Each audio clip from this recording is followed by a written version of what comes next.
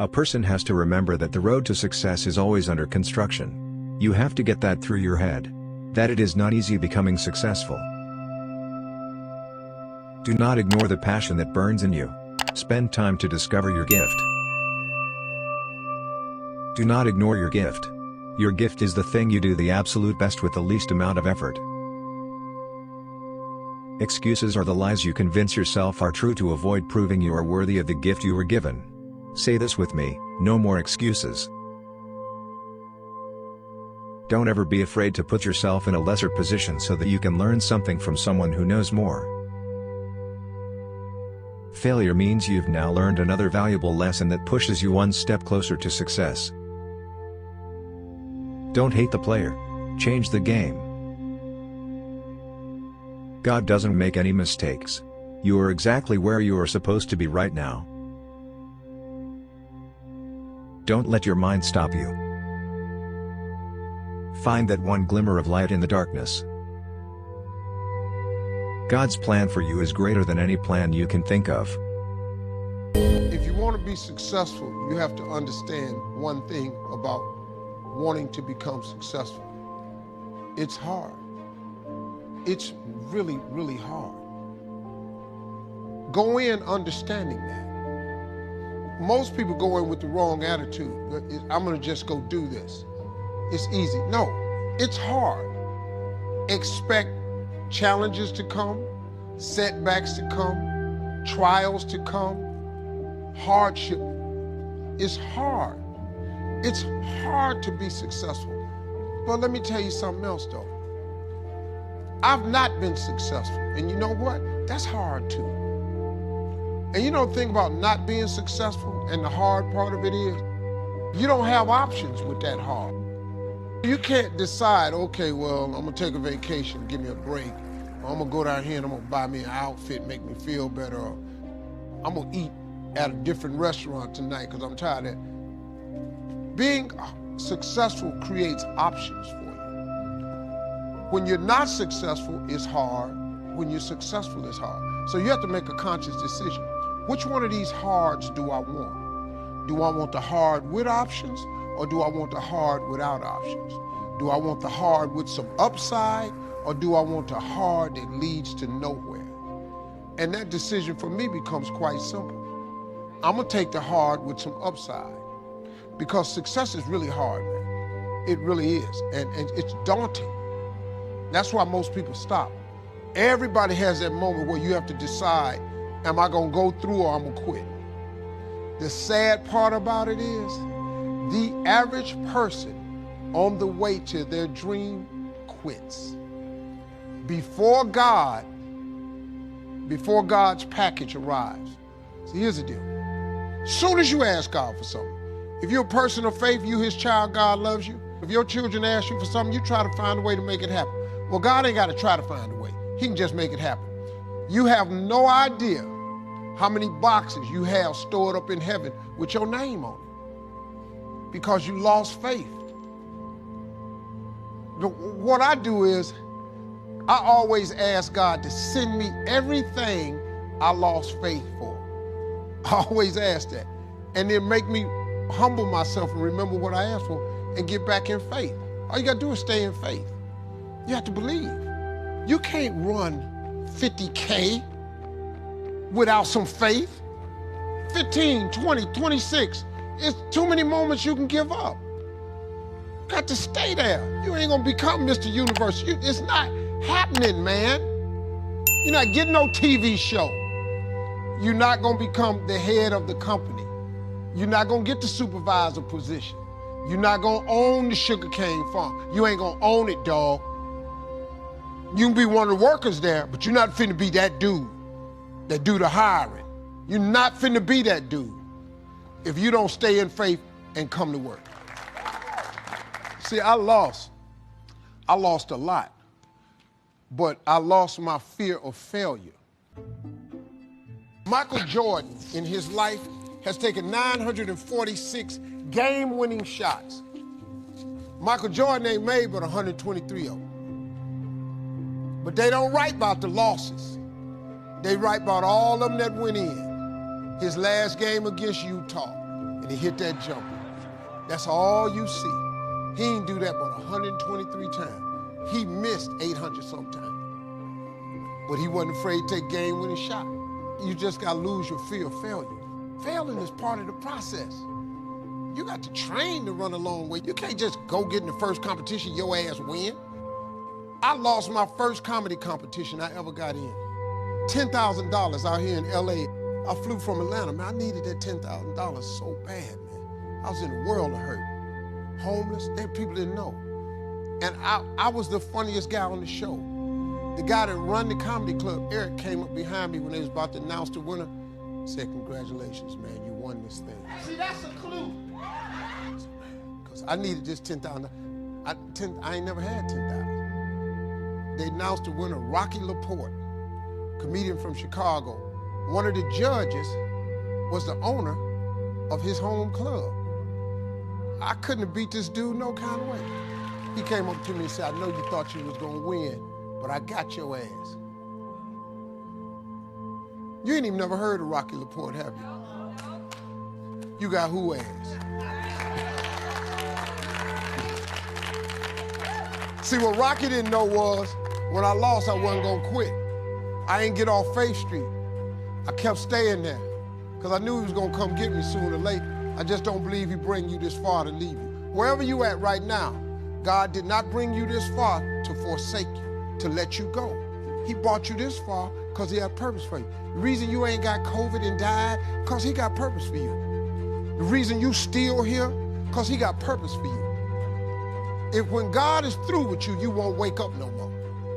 But as long as he wakes you up, that's a sure sign that God got something else for you he ain't gave to you yet. Growth is in a series of mistakes. That's the only way you learn. I pay attention to every minute of the day. If you can see it in your mind, you can hold it in your mind.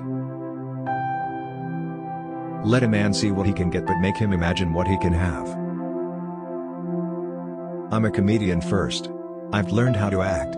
I just draw on life experiences, and that's how I learned. I didn't take classes or anything. I don't need no classroom. If you don't have a base, you can't not have a spiritual base and survive. That's probably what has kept me out of the tabloids. Then I go home, I've got a family, and I keep my wife in front of my head. I was homeless. I lived in a car for a couple of years. That was the worst. But nothing was worse than when I was 40 and my mom passed away. My mother was the best person I ever knew. Those were the two lowest points. If you pray about it, don't worry about it. If you're going to worry about it, don't pray about it. Men produce strategies for success. If you want to be successful, you have to jump. There's no way around it. When you jump, I can assure you that your parachute will not open right away. But if you do not jump, your parachute will never open. If you're safe, you'll never soar. When I got into comedy at 27, I had a turn back moment, man. It was the day I was gonna quit. Because I had had enough, man. I was living in this car for 3 years, man. I ain't got no money. And I was gonna call my mom and dad and ask them, could I come home and just stay in the attic for about 4 months till I find a job. My father told me, you can't come back home. Once you leave my daddy's house, you got to figure it out. So I knew it was gonna be hard, but they had put an answering machine in the attic for me. And so I was bathing in a hotel in Pensacola, Florida. And the way I used to bathe was, I used to go to hotels that had those bathroom doors that went floor to ceiling. I would go to real fancy, like Ritz-Carltons and stuff like that, because they had linen towels wrapped up in a basket. And I would take a bunch of them and run hot water on them, and I'd take them in the stall and shut the door, and I'd take my bag and I'd soap up. Then I would wait till the coast was clear, and I'd run out and get a bunch of more rags and soak them up and come out and wipe it off. Then I stand there and dry, put my clothes back on. That's how I bathed every other day, man. And so I was in there one time, and they had a convention in town. And when I got all the stuff, I soaped up. This convention let out, and men was just coming in the bathroom, and I couldn't go out, so I couldn't get the soap off. So I let the toilet seat down, and I'm sitting there, man. I just started crying. I said, man, I can't take this no more. I'm finna quit. I'm gonna go call my daddy, just ask him, can I come home, man? I can't do this no more. So before I called him, I called the answer machine, and I got a message. And it says, Steve Harvey, this is Chuck Sutton from Showtime at the Apollo. We saw a tape of you. If you would come to New York Sunday night, this was a Thursday, come to Sunday night, we're gonna put you on TV, Showtime at the Apollo. Put me on TV, that was my dream. But I had a problem. I had $25 and I couldn't get to New York. How was I gonna get to New York with $25? So I said, man, I went back in my car and I'm crying again. I said, man, God, I finally get a shot to get on TV and then I can't even go. I said, how could you do this to me? You know, I'm 30-something now, man. I've been waiting my whole life and you get me here? So I said, man, let me call this machine back and just see if he said this Sunday. And I called it back and it said, Steve, this is Chuck Sutton from Showtime at the Apollo. We saw a tape. We have an opening for you Sunday. If you could get here, give me a call, let me know. We'd love to put you on TV. I said, so I got ready to hang up and I heard, boop, you have another message. And I punched in the code and the message says, Steve Harvey, this is Tom Sobel from the Comedy Caravan. I don't know where you are now, but I have a gig available for you in Jacksonville, Florida to pay you $150 Friday night. If you can make the gig, let me know. I'm in Pensacola. So I called Tom Sobel. He sends me to this gig to make $150. I go the next night, I make $150, but I was so funny, the club owner said, if you stay the next night, I'll pay you another $150. I got $300. I called Chuck Sutton back at the Apollo and said, hey man, I just got this message. If you still got room for me in New York, I'll do it. He said, yeah, come on. So I went to Eastern Airlines, bought a round trip ticket for $99 from Jacksonville, Florida to New York, performed on Showtime at the Apollo, wrote the joke that made me famous. Mike Tyson hit this fighter, Mitch Green, in the eye, and his eye started talking. And I wrote that on the way to New York. Got a standing ovation on the Apollo. I have been on television ever since that night right there.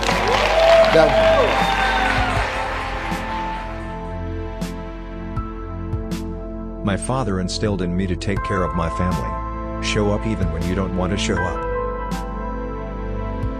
Procrastination will delay your change. Today is a very good day to change. Don't let you stop yourself from growing.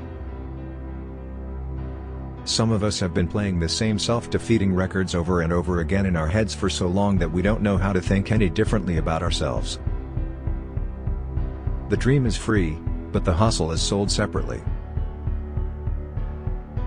Sometimes out of your biggest misery comes your greatest gain.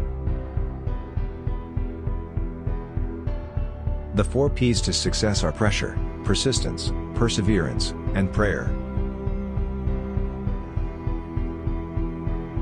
Success is not just about your ability to achieve, but also your ability to serve through sharing. True success lives in our legacies.